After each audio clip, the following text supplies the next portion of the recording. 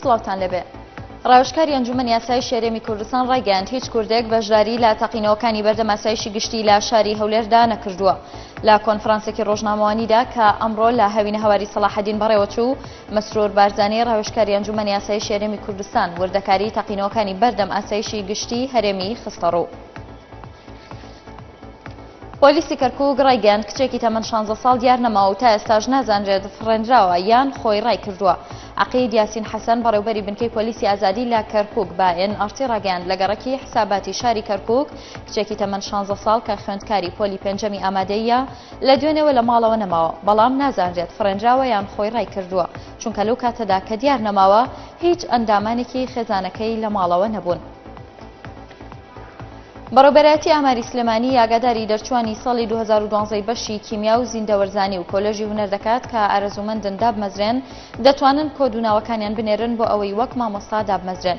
بەپێی هەواڵێک کە ماڵپەڕی فەرمی ئامار لە سلێمانی بڵاوی کردوتەوە، تێیدا ئاگاداری دەرچوانی ساڵی 2012 کۆلێژی زانست بەشی کیمیا و زیندەوەرزانی و کۆلێژی هونەر لە سنووری پارێزگای سلێمانی دەکات هاوپێچی مامۆستایان پڕ نەکردوتەوە دەتوانن کۆدوناوەکانیان بنێرن بۆ ئەوەی بە زووترین کات ناویان بە مامۆستا بگەڕێتەوە.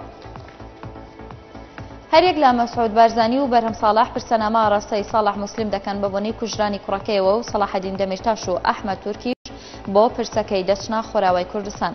بەپێی هەواڵێک کە لە سایتی سەرۆکایەتی هەرێمدا بڵاو کراوەتەوە، مەسعود بارزانی سەرۆکی هەرێمی کوردستان پرسەنامەیەکی ئاڕاستەی ساڵح موسلیم کرد بە بۆنەی کۆچی دوایی شەرەفانی کوڕیەوە. لە پەیامەکەدا ڕایگەیاند دڵنیاین قوربانیدانی ڕۆڵەکانی گەلەکەمان ئامانجی دەبێت و گەلەکەمان بە مافەکانی خۆی دەگات.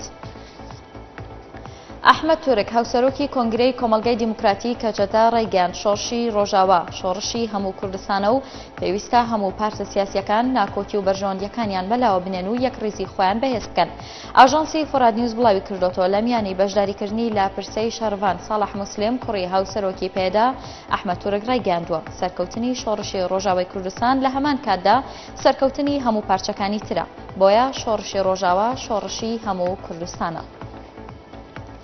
سەرکردەیەکی ئەنجومەنی نیشتیمانی سووریا ئاشکرای کرد لە ئێستادا وەفدێکی ئەنجومەنەکە سەرقاڵی گفتوگۆیە لەگەڵ هەردوو لایەنی تورکی و ئەمریکی سەبارەت بە ئامادەکاریەکانی تایبەت بە ئاساسکردنی کۆنگرەی ئاشتی لە بارەی سووریا کە ناسراوە بە ژنێڤ 2. ڕۆنیشی کردەوە گفتوگۆکانی وەفدەکە تایبەتن بە ڕۆڵی کورد و بەشداریکردنی لەو کۆنگرێدا. وەزیری دەرەوەی رووسیا ئاشکرای کرد بەرەی نووسرا پلان دادەنێت بۆ گواستنەوەی مادەژاراویەکانی بۆ ناوخاکی عێراق. تاکیدیشی کردەوە چەند چەکدارێکی ئەو بەرەیە لە ئەفغانستان مەشقۆ ڕاهێنان لەسەر بەکارهێنانی ئەو مادە کیمیاییانە دەکەن. کورسێک لە هەواڵەکانم پێشکەشکردن بەختەوەربن.